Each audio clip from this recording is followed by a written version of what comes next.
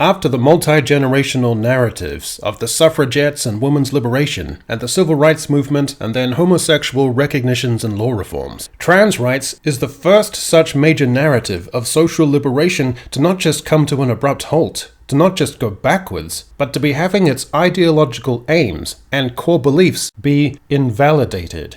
Trans ideology has been institutionally and culturally discredited in a stunningly brief span of time and across all relevant spheres, medically and psychologically by last year's momentous Cass report, by elite sporting bodies such as FINA, and now by the UK Supreme Court, which cast a unanimous decision about the definition of a woman.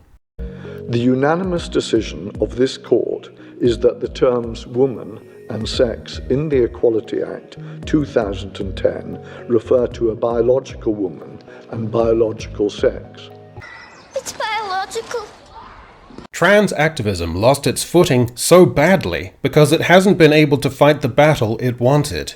Its ideal and envisaged opponent was reactionary conservatives, ideally echo-chambered on right-wing cable news, ideally mean-spirited and coarse online, and ideally framed as fragile beneath the staunchness because they're struggling to cope with wider anxieties about social change. That was the ideal opponent, one which could be written off as being on the wrong side of history, as one whose ignorance could be abided through. But that hasn't been the main opponent. Trans activism's biggest foe has been institutional, and for the most part, the kind of institutions progressives usually extol. Highly educated, highly informed and experienced academic and pedagogical veterans, professionals with gravitas, consciously above politics, and with impeccable credentials, lauded by their peers at the highest levels of law, medicine, and academia.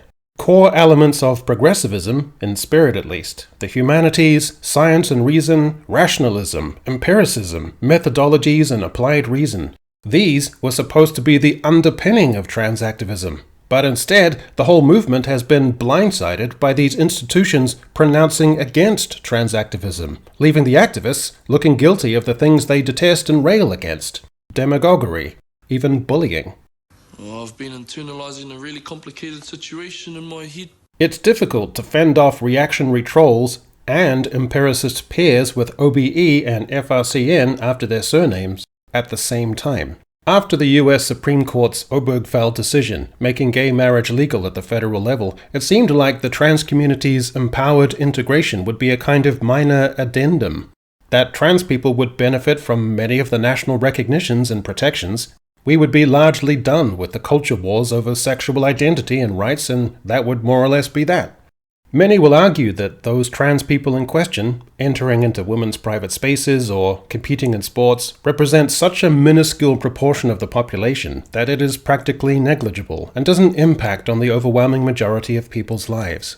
But the issue became one of absolutism, a strident approach of not ceding any ground ideologically, with this absolutism extending to scenarios that were not sensible and even absurd.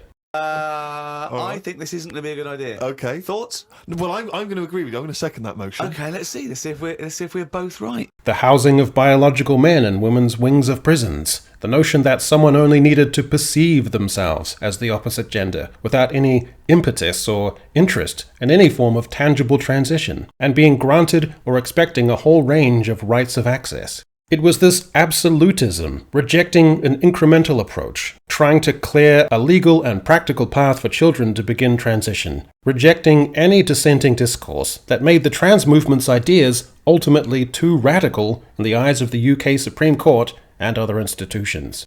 I'm disappointed in your species. The trans movement activists became enthralled by ideological constructs of non-binarism and fluidity, of devising and imposing upon the vast generality terms like cisgender or male-presenting, leading to a cultural mess of relativism and inevitable antagonisms. The trans community was insisting that its authenticity and legitimacy involved not just its own framing, but that the whole wider mass of people ought to be reframed and contextualized, and ought to have new language imposed upon it to remove the disadvantage of otherness. Now there was transgender and cisgender, and a conventional person, rather than simply being of the generality, was now cis or cishet. The generality had to contend with the further imposed idea that girlhood should no longer be emphasized as a lived and experienced state with all its travails, ups and downs, and gender-specific formative aspects separate from their boy peers. Simultaneously, notions of what constituted a woman in terms of anatomy began to collapse into abstraction. The trans movement, invoking social constructivism, sought to deconstruct gender to such an extent that there would be no inherent threshold to cross, no formative or inherent aspects of gender that could inhibit the transition of one person to another gender. Health services had to alter their language, invoking torturous constructions such as chest feeding or people who menstruate. The affirmation of a lot of these ideas seemed for a long time unassailable. Such abstractions of sex and gender seemed poised to become the prevailing attitude. Most people were wondering why the Harry Potter lady was being so dogged and undermining her mainstream appeal and reputation. But just as swiftly, things changed. In 2022, Maya Forstater, a researcher who lost her job at a think tank after tweeting that a transgender woman could not change their biological sex, successfully brought a test case to establish that gender-critical views are a protected philosophical belief under the Equality Act. She won a landmark decision on appeal. Then, the venerable old Atlantic ran a comprehensive piece entitled "Take Detransitioners Seriously." Then came the BBC Tavistock inquiry. The Tavistock Clinic's Gender Identity Development Service for Children shut its doors in 2023 after having prescribed puberty blockers to more than 1,000 children who were questioning their gender identity. The clinic became the subject of increasing scrutiny, brought to the fore by a court case in 2020 where a complainant accused it of hastening her into making irreversible changes to her body, and then by the efforts of a BBC journalist which prompted an investigation into the Tavistock by the NHS regulator. Then there was the attempted boycott of the Hogwarts Legacy video game set in the world of Harry Potter. Activists would not abide an outspoken critic of trans ideology like J.K. Rowling, benefiting financially, and coordinated to criticize Twitch streamers and reviewers who popularized or affirmed the game. But Hogwarts Legacy was a smash commercial success, and the activists turned out to lack much clout. In mid-2022, World Swimming governing body FINA effectively banned transgender women from competing in women's events. Trans activists often scoff at the idea of trans athletes being an issue on the grounds of proportionality, that the number is so minuscule that restrictive legislation might apply to a negligible handful of young competitors. But elite-level competitions, prepared for gruelingly over years, often come down to 0.1 of a second. And it isn't unreasonable for athletes to take issue with the notion of modern science being able to level the playing field right down to that critical, life-changing 0.1 of a second. And then, overnight, the discourse emphatically changed. A long-awaited review into NHS gender services for children has warned teenagers are falling off a cliff edge when it comes to care. The CAS Review's final report says children have been let down by a lack of research and evidence on medical interventions in gender care. Among some of her key findings, questions around how hormones and puberty blockers should be prescribed. She said for most young people, a medical pathway will not be the best way to manage their gender-related distress. She found that despite a considerable amount of published research in this field internationally, the quality was poor. She also said that there was weak evidence regarding the impact of puberty blockers on gender dysphoria, mental or psychosocial health, while the effect on cognitive and psychosexual development remains unknown. The Cass Report.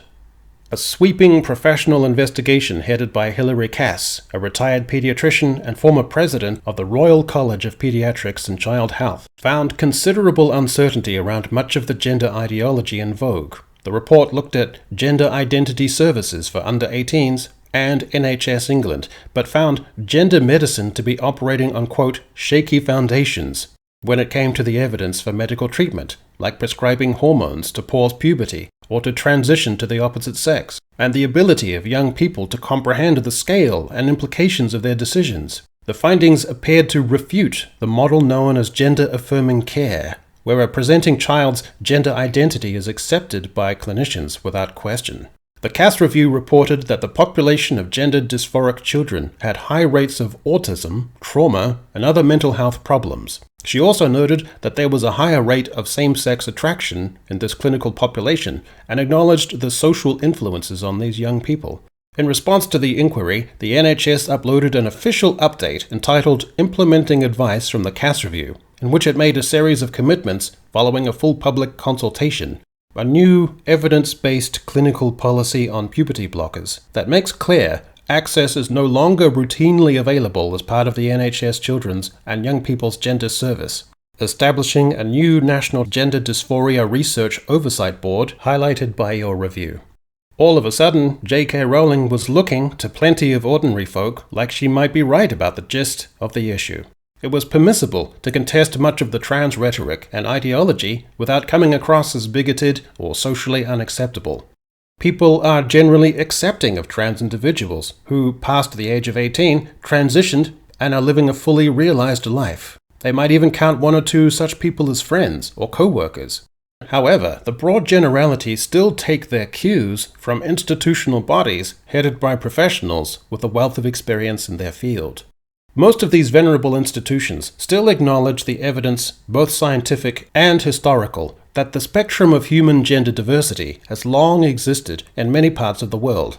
Even J.K. Rowling has conceded that there are some instances where gender dysphoria is evident but may be resolved through transition once the individual has reached maturity.